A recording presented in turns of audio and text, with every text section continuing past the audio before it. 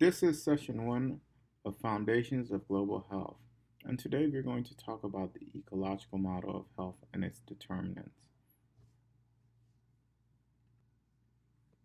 We are going to first talk about what is health.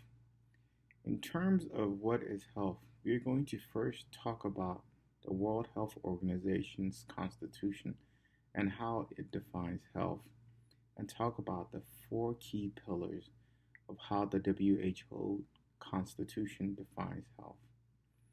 First, health is a state of complete physical, mental, social, and spiritual well being, and not merely the absence of disease. The second key pillar of the WHO Constitution is that the enjoyment of the highest attainable standard of health is one of the fundamental rights of every human being. Moreover, the health of all peoples is fundamental to the attainment of peace and security. And finally, the WHO Constitution recognizes that the achievement of any state or country is the promotion and protection of health and is of value to all. So, how can be produced? Health can be produced via three key ways. There are three main factors that really affect health. First, starting in the small circle, there are individual factors, including age, sex, and constitutional factors. So, in terms of health, age is a significant, and sex is a significant predeterminant of health. So, health as a child is different from health as an adult or health as an individual over 75 years of age. So, those individual factors are very, very significant. Also, social and community networks are very, very important in terms of attaining and improving health. And last, but very also importantly, is general socioeconomic, cultural, and environmental conditions. So, for example, education is very, very important in terms of health. The more you know in terms of your educational achievement, the studies have shown the better in general people tend to have in terms of their health and efficacy. Work environment is very, very important. Stressful health and stressful work environments tend to also cause and produce very stressful environments that can produce um, significant uh, um, diseases in people. Unemployment is also a significant stressor. Water and sanitation is a significant issue that can cause unhealth and disease. Access to healthcare services, and of course, housing. Homelessness is a significant contributor to, of course, disease, as has been shown in the literature. So, all these three factors significantly contribute to health, and it's a lack of um, social, cultural, and environmental that can significantly disrupt a person's health and significantly, unfortunately, cause them not to improve in their health. From a global perspective, health is associated with gross domestic products of individual countries. So, on this chart, what you see is a significant association with the GDP or gross domestic product of countries. What you see here is the level of income of a country is associated with the life expectancy of countries. Countries with high gross domestic product or high income have higher life expectancies than countries of lower or middle income. Now, this data is from 2015, but this data and these specific correlations and associations still persist till this day. So this data is still as accurate of today. What you do see here is a significant outlier within the United States of America, in which you do see a correlation in which there is a lot of, even though it is a high income country, on the life expectancy, it is still not uh, as healthy in terms of life expectancy as you would expect for a high income country. And we'll discuss that in the next slide.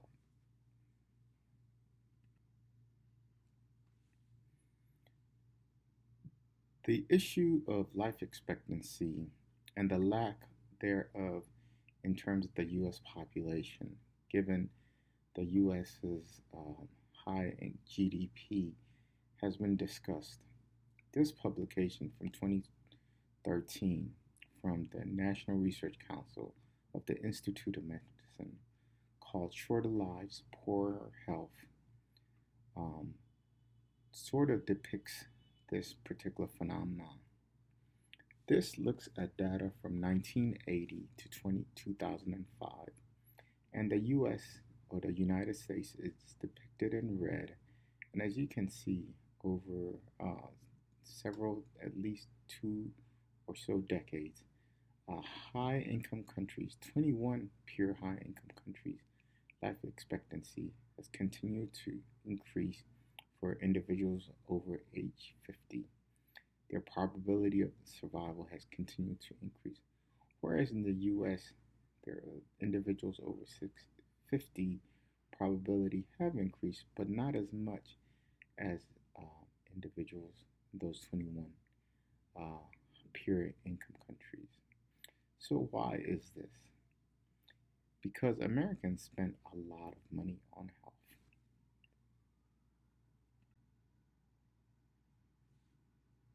The question is, how much money do Americans spend on health? So this data is from 2018.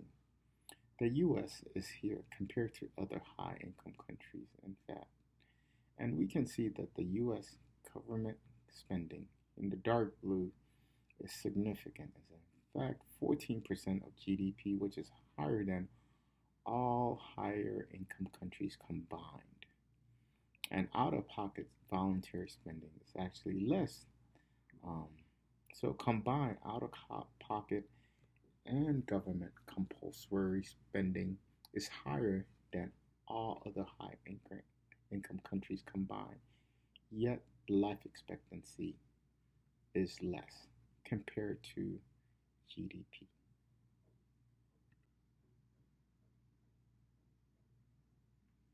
From 2016 to 2015, 2006 to 2015, the US life expectancy was around 78.6.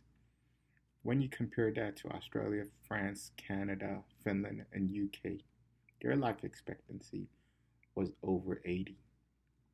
So there's a significant gap between what the US life expectancy is compared. And in fact, what we see is even during the COVID epidemic, there has been, in fact, a decrease in the US life expectancy. An average of at least 1.5 years has been reported in the popular press due to the number of COVID deaths. And in fact, we've had significantly more COVID deaths compared to other peer income countries. 2014 or 2013, other newspapers and publications, including the New Yorker, the Scientist, Forbes, and the Washington Post, have basically released articles talking about this significant disparity. Again, other countries have talked about this, and in fact, in we have had this issue, and it has been a significant problem. The U.S. have had COVID has made it worse in terms of our life expectancy. So, what underlies our life expectancy in terms of this issue, in terms of our peer income countries?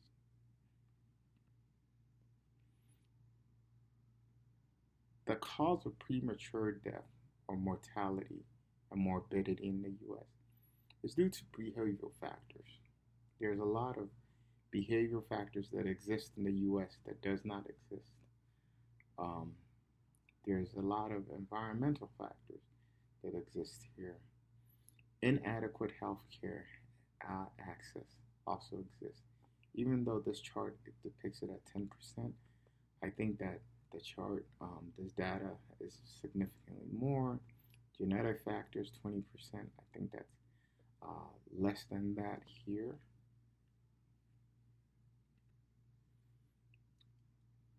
The other major issue is that our major spending in terms of um, public health expenditure is only 3% of our total health expenditure. And public health expenditure is something that's lacking in the United States. So, the public health expenditure is what really protects us in the time that we need it. So, that is a significant issue. The other issue here is spending on preventative and social services. When we look at U.S. spending on, for example, social services depicted here, social services spending as a percent of GDP is red, is less for all compared to all peer income countries. And we spend more on healthcare spending, treatment specifically, than social services compared to other high income countries. So we don't spend a lot on public health, which is preventative medicine, and we don't spend a lot for social support services. Those two things are significant in terms of adding to more morbidity or mortality. And in fact, when we look at the data, the US is not the only place that has significant health inequities. Some people have stated that the reason why the US has life expectancy issues and is an outlier is because we have health inequities unlike any other countries. But when we look at data, for example, from England and Wales, they have a diverse, heterogeneous population and they have health inequities, but they still have a higher life expectancy than we do. And we can actually look at the data, and this data was published in Lancet. You can look and see in England and Wales. So for men, for example, the dark blue shows where life expectancy is at 77 for men and 82 for men here. And the cutout is London. This is England. And then for women, life expectancy here red is 80.8 and 85.8 in dark blue. And this shows the trajectory for both men and women from 1981 to 2030, and of course 1981 to 2030. And in fact, recent data has shown that there is a variation in life expectancy within the US by county, by census tract, county, and state level. And in fact, when we look at the census tract by county and state level, we see that there is significant disparities in terms of life expectancy. So life expectancy in terms of in the United States is not equally distributed. There are more healthier countries, counties compared to others. This is actually depicted in significant articles. The Washington Post published this article, specifically the strawberry capital of the world is the early death capital of the US. Lessons learned from a landmark data set. And then, of course, from The Economist, the life expectancy varies across the United States, talking about Farrington, North Carolina, and Stillwell, Oklahoma, in terms of the analysis. So, as stated before, in the first figure that we saw, that health is really maintained by three factors, right? Individual factors, um, the sort of community factors, and the social economic factors. And these are the social services that are needed to support to maintain health. Health is not just merely an absence of disease. There is supportive services that are needed to wrap around to support individuals to make sure they can obtain the highest level of health that they need. And in terms of the broad determinants of health, we need to also consider urban health. The reason we need to consider urban health is because a large majority of our population within the United States and also around the globe live in urban environments or peri-urban environments. And in order to achieve health around the United States and around the globe, we have to look at how we make healthier cities. Um, we must improve the built social, economic, and physical environments in which people live. We have to think about housing, the health sector, the community cohesion, how we improve transportation, education opportunities, how we plan a urban environment, the buildings around us, the built environment, specifically New York City, the natural environment within urban spaces and around urban spaces, and economic opportunities. This thinking broadly is a health in all policies approach. A health in all policies approach recognizes that the health and well being of all citizens is essential to the overall social and economic development of any area, specifically health in particular cities, large cities, economic cities, rural areas. And then it also recognizes that health is an outcome of a wide range of factors, many of those which are outside the purview of the health sector. Again, referencing back to the first figure that we saw of those individuals and showing those overlays. And it also recognizes that all government policies have an impact, either positive or negative, on the determinants of health. The impacts of health determinants are not equally distributed among population groups, and then health disparities must be addressed for those that are disproportionately impacted. It also recognizes that the efforts to improve the health of a population require collaborative government agencies and private sector work to develop integrated solutions. And many of the most pressing health issues require long term budgetary commitments and creative funding approaches. This is the health in all policy. Moreover, it recognizes that health changes over the lifespan. Referring back to the first image, the health of a child is different from the health of an adult and is different from the health of a 75-year-old. And then we must also recognize that aging and life course is very important. So, for example, half of all physical impairments arise after the age of 65. So, what is health for a 65-year-old is not the same as health for a 4-year-old or a 5-year-old or a 25-year-old. So, improvements to the social, economic, and built environment can slow or reverse the disability trajectory, facilitating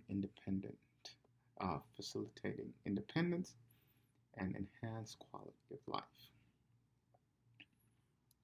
In addition, our priority is on policy and system changes to address underlying drivers of health, including social determinants of health. When we look at the health impact pyramid framework for improving health, we can look at either these two arrows here, either increasing the individual effort needed or increasing the population level impact. So if we start at the pyramid, we're looking at counseling and education. That requires increasing individual effort needed. The base of the pyramid, for example, socioeconomic factors, which includes income, education, safer streets, increases the population level impact because it increases the number of people that are affected by these. In addition, smoke-free laws, um, folic acid supplementation, etc., making context that individuals by default make healthy decisions. These increase population level impact. So all of these, as you go up the pyramid, this increases the individual levels needed. So we always need to look at first at the interventions that increases the number of population level impact as we go up the pyramid. This are the strategies for disease prevention when we think about the systems. There are two sort of general models we can think about. We can think about the medical model, or we can think about the cross-sectorial model for health and all policies. The medical model is more of a health system strengthening model, healthcare, a sort of model that has added the medical unit, the hospital unit, essential medicines. The cross-sectorial model and all health and all policies has more of an urban planning, built environment transportation model. That model is more facilitates more people, and I think it's the better model when we think about trying to help more people. So overall, in terms of thinking about the determinants of health and trying to address the determinants of health, given the four pillars of how the WHO defines health, the multisectorial model addresses that approach.